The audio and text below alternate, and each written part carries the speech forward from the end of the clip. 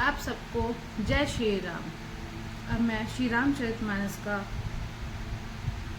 आगे शुरू करती हूँ 8वें विश्राम से, मास प्राण के 8वें विश्राम से।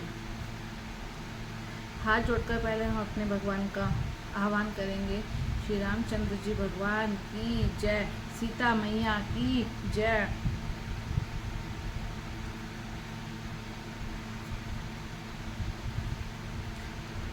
चलकर सीता जी के स्वयंवर को देखना चाहिए। देखें, ईश्वर बड़ाई देते हैं। लक्ष्मण जी ने कहा, हे नाथ, जिस पर आपकी कृपा होगी वही बड़ाई का पात्र होगा। इस श्रेष्ठ वाणी को सुनकर सब मुनि प्रसन्न हुए। सभी ने सुख मानकर आशीर्वाद दिया। फिर मुनियों के समूह सहित कृपालु श्री रामचंद्र जी धनुष्य यज्ञशाला देखने चले। दोनों भाई रंग भूमि में आए हैं, ऐसी खबर जब सब नगरवासियों ने पाई, तब बालक जवान बूढ़े स्त्री पुरुष सभी घर और काम काज को भुलाकर चल दिए। जब जानकी जी ने देखा कि बड़ी भीड़ हो गई है, तब उन्होंने सब विश्वास पात्र सेवकों को बुला लिया और कहा, तुम लोग तुरंत सब लोगों के पास जाओ और सब किसी को यथायोग्य आसन दो। उन सेवकों ने कोमल और नम्र वचन कहकर उत्तम, मध्यम, नीच और लघु स्त्री पुरुषों को अपने अपने स्थान पर बैठाया। उसी समय राजकुमार राम और लक्ष्मण जी वहां आए। ऐसे सुंदर हैं मानो साक्षात मनोहरता ही उनके शरीरों पर छा रही हो। सुंदर, सावला और गोरा उनका शरीर है। वे गुणों के समुद्र, चतुर और उत्तम वीर हैं। वे राजाओं की समाज में ऐसे सुशोभित हो रहे हैं मानो तरागणों के बीच दो पूर्ण चंद्रमा हो। जिनकी जैसी भावना थी, प्रभु की मूर्ति उन्होंने वैसी ही देखी। महान रणधीर श्री रामचंद्र जी के रूप को ऐसा देख रहे हैं मानो स्वयं वीर रस शरीर धारण किए हुए हो। जटिल राजा प्रभु को देखकर डर गए, मानो बड़ी भयानक मूर्ति हो। छल से जो राक्षस वहां राजाओं के वेश में बैठे थे, उन्होंने प्रभु को प्रत्यक्ष काल के समान देखा। नगरवासियों ने दोनों भाइयों को मनुष्य के भूषण रूप और नेत्रों को सुख देने वाला कहा। स्त्रियां हृदय में हर्षित होकर अपनी अपनी रुचि के अनुसार उन्हें देख रही है। मानो श्रृंगार रसी परम अनुपम मूर्ति धारण किए सुशोभित हो रहा है। विद्वानों को प्रभु विराट रूप में दिखाई दिए, जिसके बहुत से मुंह, हाथ, पैर, नेत्र और सिर हैं। जनक जी के सजातीय प्रभु को किस तरह देख रहे हैं, जैसे सगे साजन प्रिय लगते हैं। जनक समेत रानियां उन्हें अपने बच्चे के समान देख रही हैं। उनकी प्रीति का वर्णन नहीं किया जा सकता। योगियों को वे शांत, शुद्ध, सम और स्वतः प्रकाश परम तत्व के रूप में दिखे। हरि भक्तों ने दोनों भाइयों को सब सुखों के देने वाले इष्टदेव के समान देखा। सीता जी जिस भाव से श्री रामचंद्र जी को देख रही है, वह स्नेह और सुख तो कहने में ही नहीं आता। उसका वे हृदय में अनुभव कर रही हैं, पर वे भी उसे कह नहीं सकती। फिर कोई कवि उसे किस प्रकार कह सकता है। इस प्रकार जिसका जैसा भाव था, उसने कौशल्याधीश श्री रामचंद्र जी को वैसा ही देखा।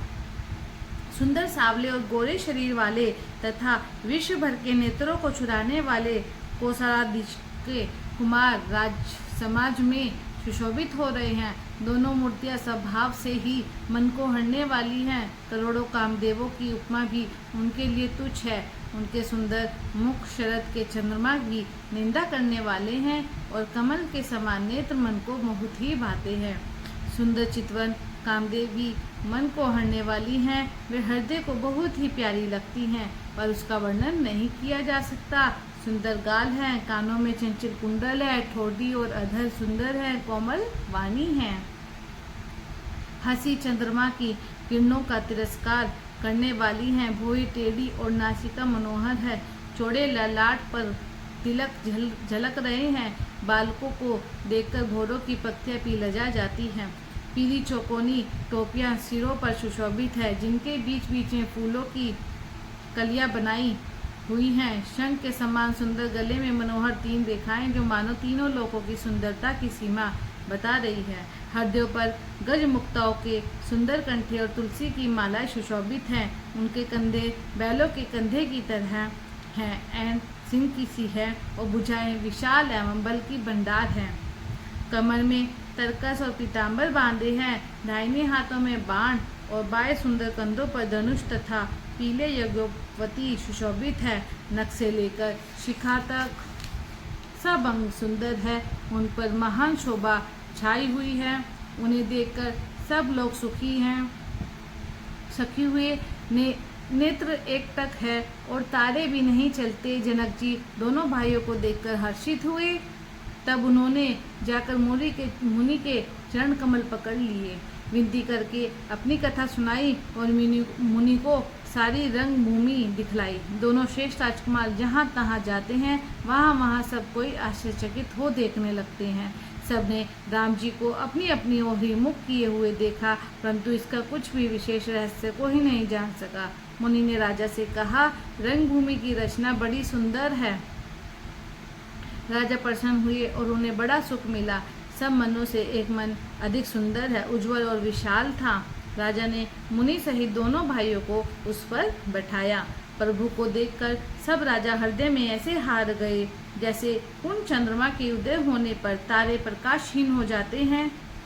सबके मन में ऐसा विश्वास हो गया कि रामचंद्र जी ही धनुष को तोड़ेंगे, इसमें संदेह नहीं है। शिव जी के विशाल धनुष को बिना तोड़े ही सीता जी श्री रामचंद्र जी के ही गले में जयमाला डालेगी, अर्थात दोनों तरह से ही हमारी हार होगी और विजय श्री रामचंद्र जी के हाथ रहेगी। बोलो श्री रामचंद्र जी भगवान की जय। यूँ सोचकर वे कहने लगे, हे भाई, ऐसा विचार कर यश प्रताप बल और तेज गवाकर अपने अपने घर चलो। दूसरे राजा और अविवेक से अंधे हो रहे थे और अभिमानी थे। यह बात सुनकर बहुत हंसे। उन्होंने कहा, धनुष तोड़ने पर भी विवाह होना कठिन है, अर्थात सहज ही में हम जानकी को हाथ से जाने नहीं देंगे। फिर बिना तोड़े तो राजकुमारी को ब्याह ही कौन सकता है, काल ही क्यों ना हो। एक बार तो सीता के लिए उसे भी हम युद्ध में जीत लेंगे। यह घमंड की बात सुनकर दूसरे राजा, जो धर्मात्मा हरिभक्त और सयाने थे, मुस्कुराए। उन्होंने कहा, राजाओं की गर्व दूर करके जो धनुष किसी से नहीं टूट सकेगा, उसे तोड़कर श्री रामचंद्र जी सीता जी को ब्याहेंगे। रही युद्ध बात, सो महाराज दशरथ के रण में बाकी पुत्रों को युद्ध जो जीत ही कौन सकता है। गाल बजाकर व्यर्थ ही मत करो, मन के लड्डुओं से भी कभी भूख बुझती है। हमारी परम पवित्र सीख को सुनकर सीता जी को अपने जी में साक्षात जगजननी समझो और श्री रघुनाथ जी को जगत का पिता विचार कर नेत्र भरकर उनकी छवि देख लो। सुंदर सुख देने वाले और समस्त गुणों की राशि ये दोनों भाई शिव जी के हृदय में बसने वाले हैं। समीप आए हुए अमृत के समुद्र को छोड़कर तुम जानकी को पत्नी रूप में पाने की दुराशा रूप मिथ्या मृगजल को देखकर दौड़कर क्यों मरते हो। फिर जिसको जो अच्छा लगे वही जाकर करो। हमने तो आज जन्म लेने का फल पा लिया। ऐसा कहकर अच्छे राजा प्रेम मृग होकर श्री राम जी का अनुपम रूप देखने लगे। मनुष्य की तो बात ही क्या, देवता लोग भी आकाश से विमानों पर चढ़े और दर्शन कर रहे हैं और सुंदर गान करते हुए फूल बरसा रहे हैं। तब सुअवसर जानकर जनक जी ने सीता जी को बुलावा भेजा। सब चतुर और सुंदर सखियां आदर पूर्वक उन्हें लिवा लाए। रूप और गुणों की खान जग जननी जानकी जी की शोभा वर्णन नहीं हो सकता। उनके लिए मुझे सब उपमाएं तुच्छ लगती हैं, क्योंकि वे लौकिक स्त्रियों के अंगों से अनुराग रखने वाली हैं। अर्थात में जगत की स्त्रियों के अंगों को दी जाती है। काव्य की उपमाएं सब त्रिगुणात्मक माइक जगत से ली गई हैं। उन्हें भगवान की स्वरूप शक्ति श्री जानकी जी के अप्राकृत चिन्मय और अंगों के लिए प्रयुक्त करना उनका अपमान करना और अपने को उपहासास्पद बनाना है। सीता जी के वर्णन में उन्हीं उपमाओं को देकर कौन कवि कहलाए और अपयश का भागी बने। यदि किसी स्त्री के साथ सीता जी की तुलना की जाए तो जगत में ऐसी सुंदर युवती है ही कहाँ। सरस्वती तो बहुत बोलने वाली है, पार्वती अर्धांगिनी है, कामदेव की स्त्री रति पति को बिना शरीर का जानकर बहुत दुखी रहती हैं, और जिनके विष और मद जैसे प्रिय भाई हैं, उन लक्ष्मी के समान तो जानकी जी को कहा ही कैसे जाए।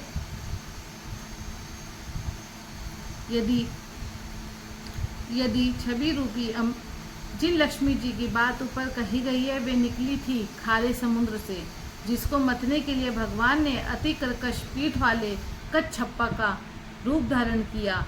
रस्सी बनाई गई, महान विष्टर वासुकी नाग की मथानी का कार्य किया। अतिशय कठोर मंद्रांचल पर्वत ने और उसे माथा सारे देवताओं और दैत्यों ने मिलकर जिन लक्ष्मी को अतिशय शोभा की खान और अनुपम सुंदरी कहते हैं, उनको प्रकट करने में हेतु बने ये सब असुंदर और स्वाभाविक ही कठोर उपकरण हैं।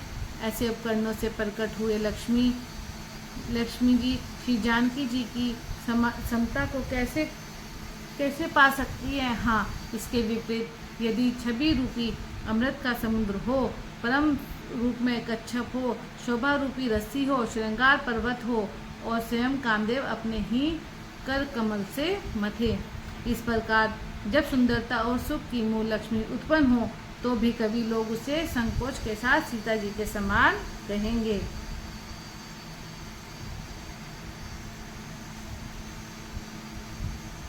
जिस सुंदरता के समुद्र को कामदेव मथेगा, वह सुंदरता भी प्राकृत लौकिक सुंदरता ही होगी, क्योंकि कामदेव स्वयं भी त्रिगुणमयी प्रकृति का ही विकार है। अतः उस सुंदरता को मत कर प्रकट की हुई लक्ष्मी भी उपयुक्त लक्ष्मी जी की अपेक्षा कहीं अधिक सुंदर और दिव्य होने पर भी होगी प्रकट प्राकृत ही। अतः उसके साथ ही जानकी जी की तुलना करना कवि के लिए बड़े संकोच की बात होगी। जिस सुंदरता से जानकी जी का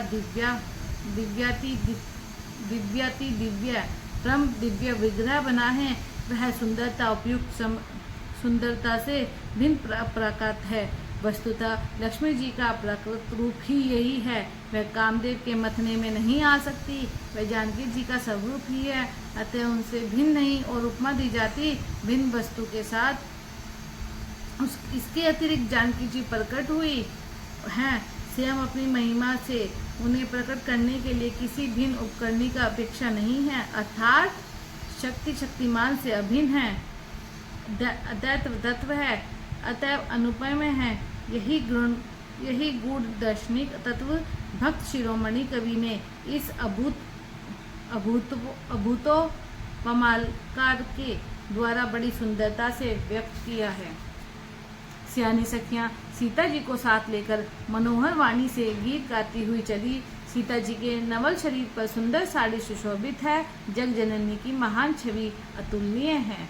सब आभूषण अपनी अपनी जगह पर शोभित हैं, जिन्हें सखियों ने अंग अंग में भली भांति सजा कर पहनाया है। जब सीता जी रंगभूमि में पैर रखा, तब उनका रूप देखकर स्त्री पुरुष सभी मोहित हो गए। देवताओं ने हर्षित होकर नगाड़े बजाए और पुष्प बरसाकर अप्सराएं गाने लगी। सीता जी के कर कमलों में जयमाला सुशोभित है। सब राजा चकित होकर अचानक उनकी ओर देखने लगे। सीता जी चकित चित्त से श्री राम जी को देखने लगी। तब सब राजलोग मोह के वश हो गए। सीता जी ने मुनि के पास बैठे हुए दोनों भाइयों को देखा तो उनके नेत्र अपना खजाना पाकर ललचाकर वहीं श्री राम जी में जा लगे। परंतु गुरुजनों की लाल से तथा बहुत बड़े समाज को देखकर सीता जी सकुचा गई। वे श्री रामचंद्र जी को हृदय में लाकर सखियों की ओर देखने लगी। श्री रामचंद्र जी का रूप और सीता जी की छवि देखकर स्त्री पुरुषों ने पलक मारना छोड़ दिया।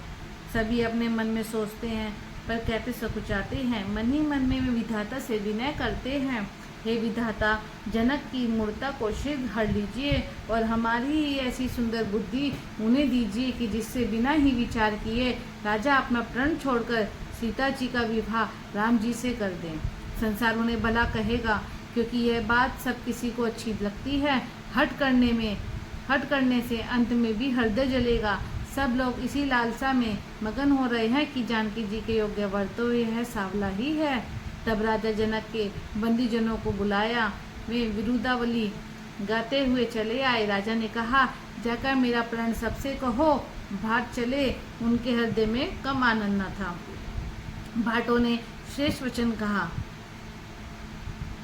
हे पृथ्वी की पालना करने वाले सब राजागण सुनिए, हम अपनी भुजा उठाकर जनक जी का विशाल प्रण कहते हैं।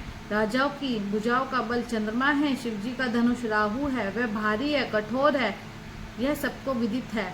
बड़े भारी योद्धा रावण और बाणासुर भी इस धनुष को देखकर गौ से चलते बने उसी शिव जी के कठोर धनुष को आज इस राज समाज में जो भी तोड़ेगा, तीनों लोगों की विजय के साथ ही उसको जनक जी बिना किसी विचार के हठ पूर्वक वरण करेंगी। प्रण सुनकर सब राजा ललचा उठे। जो वीरता के अभिमानी थे वे मन में बहुत ही तत्परताए कमर कसकर अकुलाकर उठे और अपने इष्ट देवों को सिर नवाकर चले।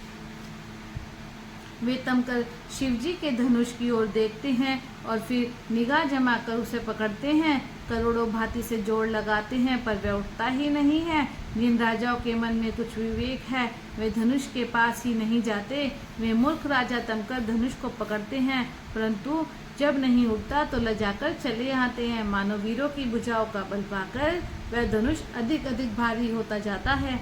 तब 10,000 राजा एक ही बार धनुष को उठाने लगे तो अभी वह उनके टाले नहीं टलता। शिव जी का यह धनुष कैसे ही दिखता था जैसे कामी पुरुष के वचनों से सती का मन चलायमान नहीं होता।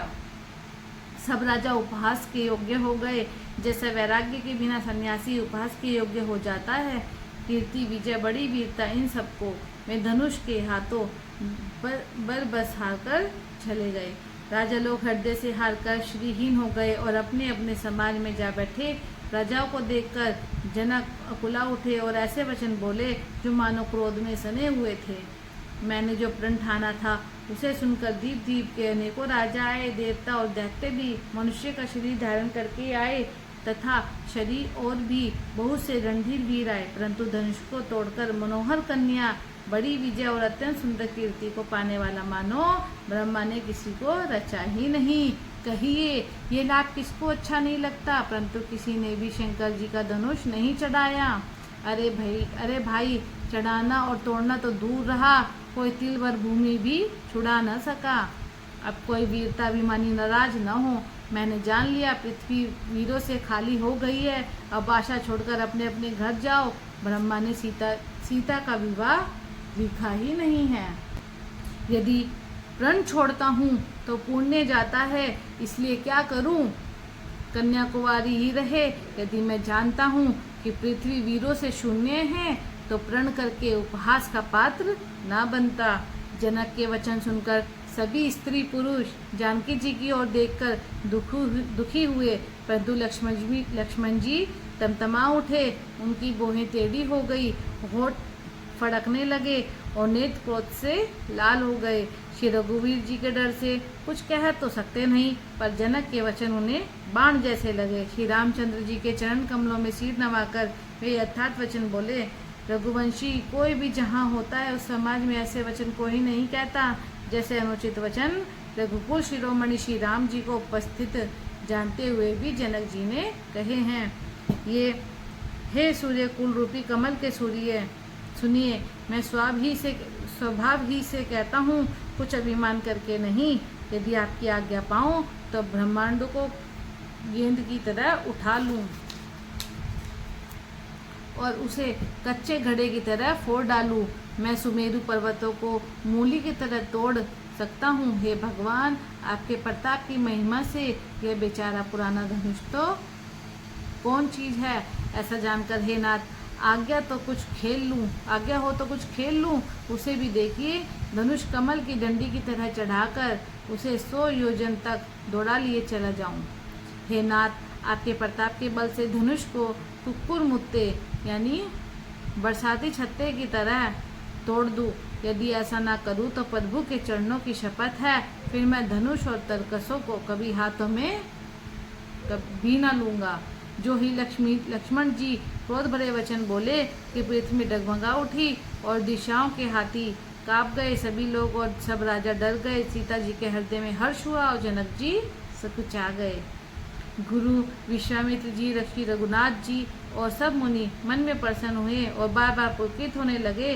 श्री रामचंद्र जी ने इशारे से लक्ष्मण को मना किया और प्रेम सहित अपने पास बैठा लिया।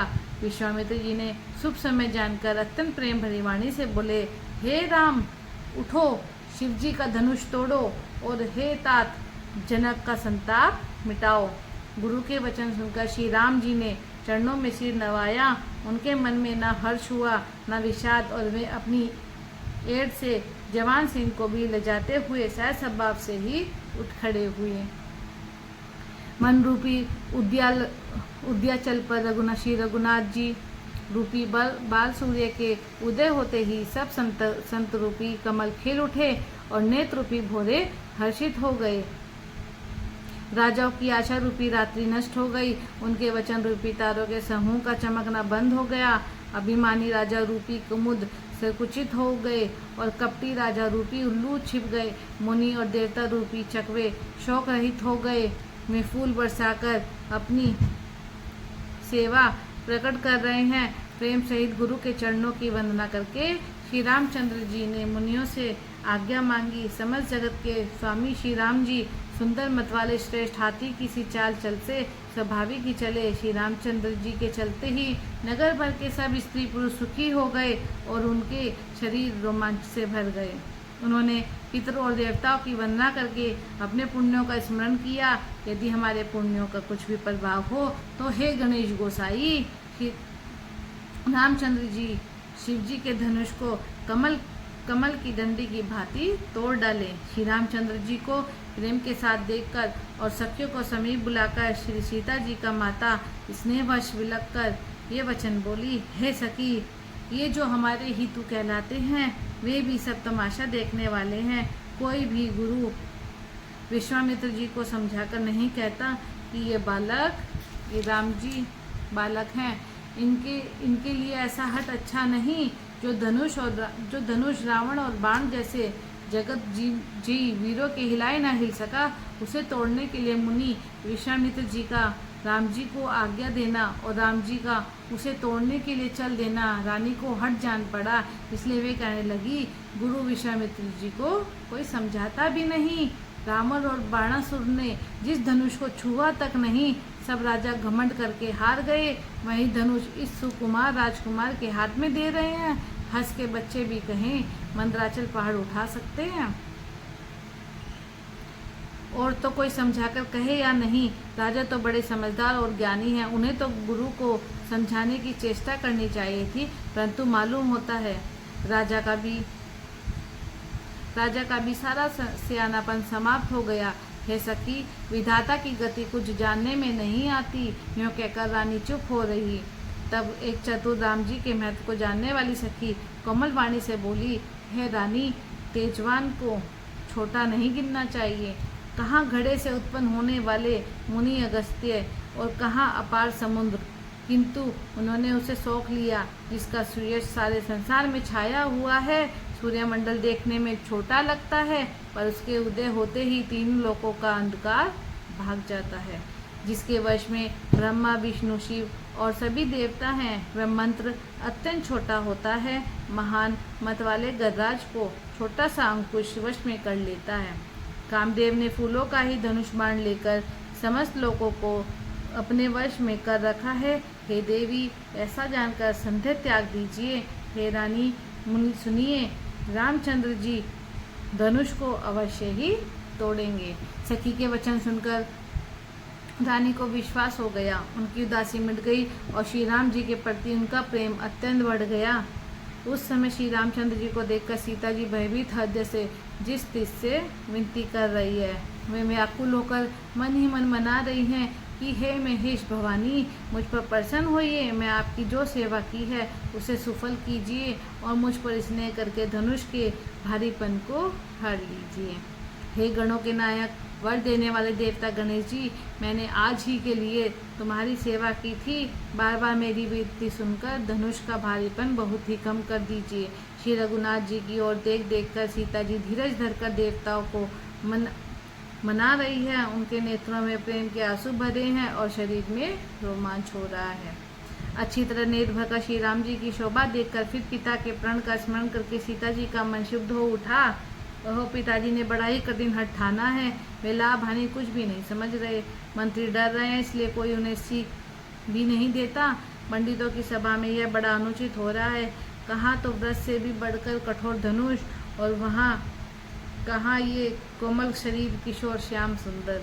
हे विधाता, मैं हृदय से किस तरह धीरज धरूं? सिर के फूल के कण से कहीं हीरा छेदा जाता है। सारी सभा की बुद्धि भोली हो गई है, भोली मतलब बावली हो गई है। अतः हे शिव जी के धनुष, अब तो मुझे तुम्हारा ही आसरा है। तुम अपनी जड़ता लोगों पर डालकर श्री रघुनाथ जी को देखकर हल्के हो जाओ। इस प्रकार सीता जी के मन में बड़ा ही संताप हो रहा है। निमेष का एक लव भी 100 युगों के समान बीत रहा है। श्री प्रभु रामचंद्र जी को देखकर फिर पृथ्वी की ओर देखती हुई सीता जी के चंचल नेत्र इस प्रकार शोभित हो रहे हैं, मानो चंद्रमंडल रूपी डोल में कामदेव की 2 मछलियां खेल रही हो। सीता जी की वाणी रूपी भ्रमरी को उनके मुख रूपी कमल ने रोक रखा है। लाज रूपी रात्रि को देखकर वह प्रकट नहीं हो रही है। नेत्रों का जल नेत्रों के कोने में ही रह जाता है, जैसे बड़े भारी कंजूस का सोना कोने में ही गड़ा रह जाता है। अपनी बड़ी हुई व्याकुलता सुन जानकर सीता जी सकुचा गई और धीरज धरकर हृदय में विश्वास ले आई कि यदि तन मन और वचन से मेरा प्रण सच्चा है और श्री रघुनाथ जी के चरण कमलों में मेरा चित्त वास्तव में अनुरुक्त है, तो सबसे हृदय में निवास करने वाले भगवान मुझे रघुश्रेष्ठ श्री रामचंद्र जी की दासी अवश्य बनाएंगे। जिसका जिस पर सच्चा स्नेह होता है वह उसे मिलता ही है, इसमें कुछ भी संदेह नहीं है। प्रभु की ओर देखकर सीता जी ने शरीर के द्वारा प्रेम ठान लिया।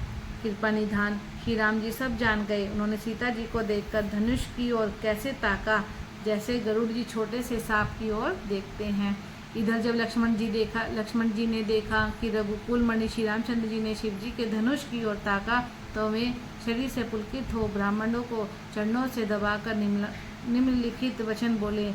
हे दिग्गजों, हे कश्यप, हे शेष, हे वराह, धीरज धरकर पृथ्वी को थामे रहो, जिसमें यह हिलने ना पावे। श्री रामचंद्र जी शिव जी के धनुष को तोड़ना चाहते हैं। मेरी आज्ञा सुनकर सब सावधान हो जाओ। श्री रामचंद्र जी जब धनुष के समीप आए, तब सब स्त्री पुरुषों ने देवताओं और पुण्यों को मनाया। सबका संदेह और अज्ञान, नीच राजाओं का अभिमान, परशुराम जी के गर्व की गुरुता, देवता और श्रेष्ठ मुनियों की कातरता, सीता जी का सोच, जनक का पश्चाताप और रानियों के दारुण दुख का दवानल, ये सब शिव जी के धनुष रूपी बड़े जहाज को पाकर समाज बनाकर उस पर जा चढ़े। ये श्री रामचंद्र जी की भुजाओं के बल रूपी अपार समुद्र के पार जाना चाहते थे, परंतु कोई केवट नहीं है। श्री रामचंद्र जी ने सब लोगों की ओर देखा और उनमें चित्र में लिखे हुए से देखकर फिर कृपाधाम श्री राम जी ने सीता जी की ओर देखा और उन्हें विशेष व्याकुल जाना। उन्होंने जनक जी को बहुत ही विकल देखा। उनका एक एक क्षण कल्प के समान बीत रहा था। यदि प्यासा आदमी पानी के बिना शरीर छोड़ दे तो उसके मर जाने पर अमृत का तालाब भी क्या करेगा। सारी खेती के सूख जाने पर वर्षा किस काम की। समय बीत जाने पर फिर पछताने से क्या लाभ।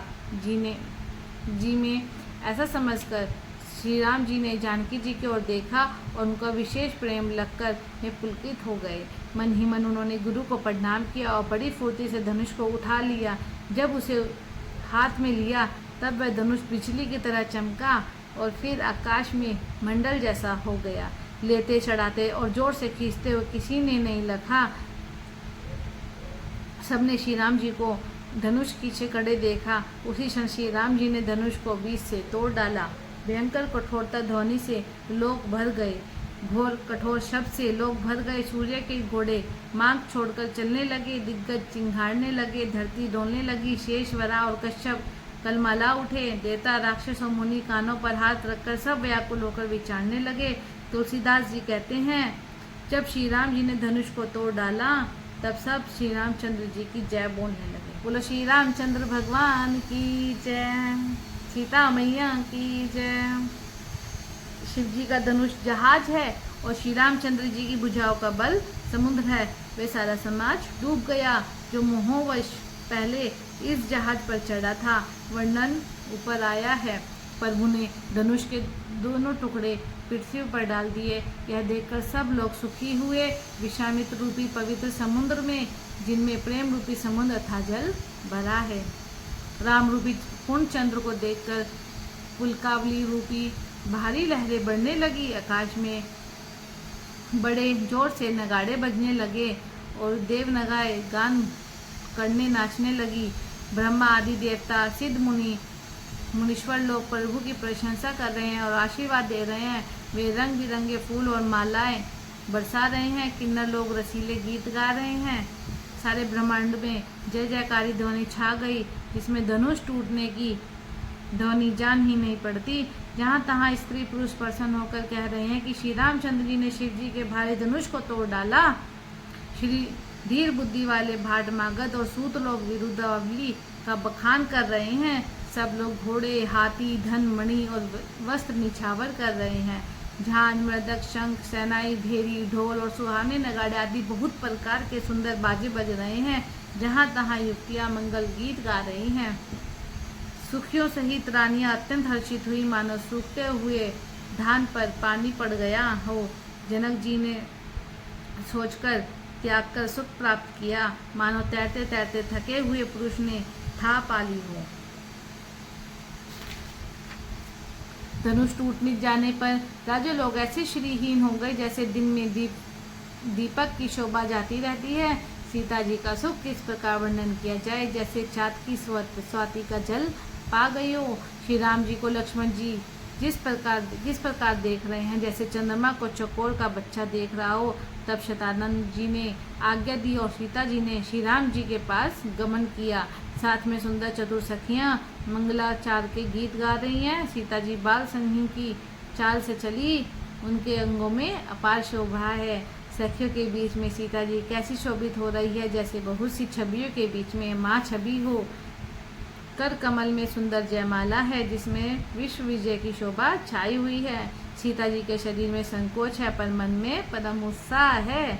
उनका यह गुप्त प्रेम किसी को जान नहीं पड़ा है। समीप जाकर श्री राम जी की शोभा देखकर राजकुमारी जी सीता जी चित्र में लिखी सी रह गई। चतुर सखी ने यह दशा देखकर समझाकर कहा, सुहावनी जयमाला पहनाओ। यह सुनकर सीता जी ने दोनों हाथों से माला उठाई, पर प्रेम के विवश होने से पहनाई नहीं जाती। उस समय उनके हाथ ऐसे सुशोभित हो रहे थे मानो डंडियों सहित दो कमल चंद्रमा को डरते हुए जयमाला दे रहे हों। इस छवि को देखकर सखियां गाने लगी। तब सीता जी ने श्री राम जी के गले में जयमाला पहना दी। श्री रघुनाथ जी के हृदय पर जयमाला देखकर देवता फूल बरसाने लगे। समस्त राजागण इस प्रकार सकुचा गए मानो सूर्य को देखकर कुमुदों का समूह सिकुड़ गया हो। नगर और आकाश में बाजे बजने लगे। दुष्ट लोग उदास हो गए और सज्जन लोग सब प्रसन्न हो गए। देवता, किन्नर, मनुष्य, नाग और मुनीश्वर जय जयकार करके आशीर्वाद दे रहे हैं। देवताओं की स्त्रियां नाचती गाती हैं और बार बार हाथों से पुष्पों की अनलियाँ छूट रही हैं। जहाँ तहाँ ब्राह्मण दिव्य ध्वनि कर रहे हैं और भाट लोग विरुदावली बखान कर रहे हैं। पृथ्वी, पाताल और स्वर्ग तीनों लोकों में यश फैल गया कि श्री रामचंद्र जी ने धनुष तोड़ दिया और सीता जी को वरण कर लिया। नगर के नर नारी आरती कर रहे हैं और अपनी पूंजी को भुलाकर निछावर कर रहे हैं। श्री सीता जी राम जी की जोड़ी ऐसी सुशोभित हो रही है मानो सुंदरता और श्रृंगार रस एकत्र हो गए हों। सखिया कह रही है, सीते स्वामी के चरण छुओ। किंतु सीता जी अत्यंत भयभीत हुई, उनके चरण नहीं छूती। गौतम जी की स्त्री अहिल्या की गति का स्मरण करके सीता जी श्री राम जी के चरणों को हाथों से स्पर्श नहीं कर रही है। सीता जी की अलौकिक प्रीति जानकर रघुकुल मणि श्री रामचंद्र जी मन में हंसे। उस समय सीता जी को देखकर कुछ राजा लोग ललचा उठे। वे दुष्ट, कुपुत और मूढ़ राजा मन में बहुत तमतमाए। वे अभागे उठ उठकर कवच पहनकर जहाँ तहाँ गाल बजाने लगे। कोई कहते हैं सीता को छीन लो और दोनों राजकुमारों को पकड़कर बांध दो। धनुष तोड़ने से ही चाह नहीं सरेगी। हमारे जीते जी राजकुमारी को कौन ब्याह सकता है। यदि जनक को सहायता करें तो युद्ध में दोनों भाइयों सहित उसे भी जीत लो। ये वचन सुनकर साधु राजा बोले, इस राज समाज को देखकर तो लाज भी लजा गई। अरे तुम्हारा बल प्रताप, वीरता, बड़ाई और नाग तो धनुष के साथ ही चली गई। वहीं वीरता थी अब कहीं से मिली है। ऐसी दुष्ट बुद्धि है, तभी तो विधाता ने तुम्हारे मुखों पर कालिक लगा दी। ईर्ष्या, घमंड और क्रोध छोड़कर नेत्र भरकर श्री राम जी को देख लो। लक्ष्मण के क्रोध को प्रबल अग्नि जानकर उनमें पतंगे मत बनो। जैसे करुड़ का भाग कौवा चाहे सिंह का भाग खरगोश चाहे, बिना कारण ही क्रोध करने वाला मनुष्य कुशल चाहे, शिव जी से विरोध करने वाला सब प्रकार की संपत्ति चाहे, लोभी लालची सुंदर कीर्ति चाहे, कामी मनुष्य निष्कलंकता क्या पा सकता है। और जैसे श्री हरि के चरणों से विमुख मनुष्य परम गति चाहे, हे राजाओ, सीता के लिए तुम्हारा लालच भी वैसा ही व्यर्थ है। कोलाहल सुनकर सीता जी शंकित हो गई। तब सत्या उन्हें वहां ले गई जहाँ रानी थी। श्री रामचंद्र जी मन में सीता जी के प्रेम का बखान करते हुए स्वाभाविक चाल से गुरु जी के पास चले। रानियों सहित सीता जी सोच के वश है कि ना जाने विधाता अब क्या करने वाले हैं। राजाओं के वचन सुनकर लक्ष्मण जी इधर उधर ताकते हैं, किंतु श्री रामचंद्र जी के डर से कुछ बोल नहीं सकते। उनके नेत्र लाल और भौहें टेढ़ी हो गई। वे क्रोध से राजाओं की ओर देखने लगे। मानो मत वाले हाथियों का झुंड देखकर सिंह के बच्चे को जोश आ गया। खलबली देखकर जनकपुर की स्त्रियां व्याकुल हो गई और सब मिलकर राजा को गालियां देने लगी। उसी मौके पर शिवजी के धनुष का टूटना सुनकर भृगुकुल रूपी कमल के सूर्य परशुराम जी आए। इन्हें देखकर सब राजा सकुचा गए, मानो बाज के झपटने पर बटेर लुक हो गए। गोरे शरीर पर विभूति बड़ी फब रही है और विशाल ललाट पर त्रिपुंड विशेष शोभा दे रहा है। सिर पर जटा है। सुंदर मुखचंद्र क्रोध के कारण कुछ लाल हो गया है। बोहे टेढ़ी हैं और आँखें क्रोध से लाल हैं। सहज ही देखते हैं तो भी ऐसा जान पड़ता है मानो क्रोध कर रहे हैं। बैल के समान कंधे हैं, छाती और भुजाएं विशाल है। सुंदर योग पवित्र धारण किए, पहला माला पहने हैं, मृगशम लिए हैं, कमर में मुनियों का वस्त्र और 2 तरकस बांधे हैं, हाथ में धनुष्बाण और सुंदर कांधे पर फारसा धारण किए हैं। शांत वेश है, परंतु करनी बहुत कठोर है। स्वरूप वर्णन नहीं किया जा सकता, मानो वीर ऋषि मुनि का शरीर धारण करके जहाँ सब लोग हैं वहाँ गया हो। परशुराम जी का भयानक वेश देखकर सब लोग भय से व्याकुल हो उठे, खड़े हुए और पिता सहित अपना नाम कहकर सब दंडवत प्रणाम करने लगे। परशुराम जी हित समझकर ही सहज ही जिसकी ओर देख लेते वह समझता है मानो मेरी आयु पूरी हो गई। फिर जनक जी ने आकर सिर नवाया और सीता जी को बुलाकर प्रणाम कराया। परशुराम जी ने सीता जी को आशीर्वाद दिया। सखिया हर्षित हुई और वे सियानी सखिया उनको अपनी मंडली में ले गई। फिर विश्वामित्र जी आकर मिले और उन्होंने दोनों भाइयों को उनके चरण कमलों पर गिराया। ये राम और लक्ष्मण राजा दशरथ के पुत्र हैं। उनकी सुंदर जोड़ी देखकर परशुराम जी ने आशीर्वाद दिया। कामदेव के भी मदकों को छुड़ाने वाले श्री रामचंद्र जी के अपार रूप को देखकर उनके नेत्र थकित हो रहे हैं। फिर सब देखकर जानते हुए भी अनजान की तरह जनक जी से पूछते हैं कि कहो ये बड़ी भारी भीड़ कैसी है। उनके शरीर में क्रोध छा गया जिस कारण सब राजा आए थे। राजा जनक ने वे सब समाचार कह सुनाए। जनक के वचन सुनकर परशुराम जी ने फिर कर दूसरी ओर देखा तो धनुष के टुकड़े पृथ्वी पर पड़े हुए दिखाई दिए। अत्यंत क्रोध में भरकर वे कठोर वचन बोले, वे मूर्ख जनक, बता धनुष किसने तोड़ा? उसे शीघ्र दिखा, नहीं तो अरे मूढ़, आज मैं जहाँ तक तेरा राज्य है वहाँ तक की पृथ्वी उलट दूंगा। राजा को अत्यंत डर लग गया, जिसके कारण वे उत्तर नहीं देते। यह देखकर कुटिल राजा मन में बड़े प्रसन्न हुए। देवता, मुनि, नाग और नगर के स्त्री पुरुष सभी सोच करने लगे। सबके हृदय में बड़ा भय है। सीता जी की माता मन में पछता रही है कि हाय, विधाता ने अब बनी बनाई बात बिगाड़ दी। परशुराम जी का स्वभाव सुनकर सीता जी को आधा क्षण भी कल्प के समान बीतने लगा। तब श्री रामचंद्र जी सब लोगों को भयभीत देखकर और सीता जी को डरी हुई जानकर बोले, उनके हृदय में ना कुछ हर्ष था और ना विषाद। यहाँ आता है हमारा मास पारायण का 9वां विश्राम, जिसे हम कल पढ़ेंगे। धन्यवाद। जय श्री राम।